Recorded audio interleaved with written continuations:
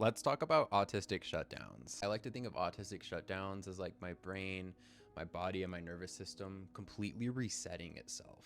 For me personally, it usually happens when I have a buildup of different sensory input, different demands, different life stressors that just get to a point that I just can't take it anymore. I find that it's not necessarily one specific thing that causes a shutdown.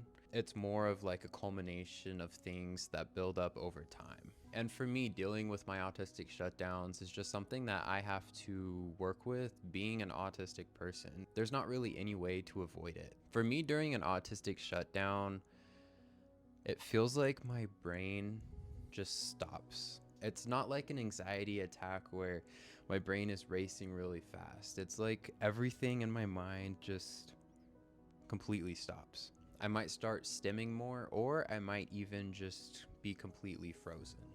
And during a shutdown, I have a really hard time speaking. If I'm being asked questions, it's very challenging, if not impossible, for me to respond to those questions. It's like the words are in my mind, but there's not a connection to my mouth. It's very hard to explain. I can usually feel a shutdown coming on because I get more overstimulated, I get more overwhelmed. I feel myself start dissociating a little bit. And during a shutdown, I like to just go to a dark room with as little sensory input as possible. One thing that really helps me during a shutdown is having like a weighted blanket on me. But if I'm already in a shutdown and my body is already completely frozen, thinking of putting a weighted blanket on me is not something that's really feasible. For me, these can last anywhere from a few minutes to a few hours to even a day or two. And as I'm learning more about autism and as I'm learning more about myself, I'm realizing that I just kind of have to let the shutdown pass. I just have to let it work its way through me.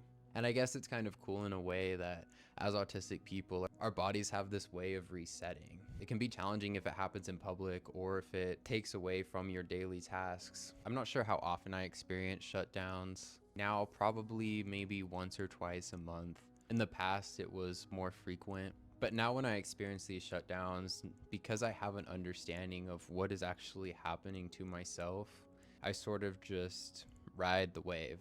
I understand that it's my brain doing its thing and it's not going to be this way forever.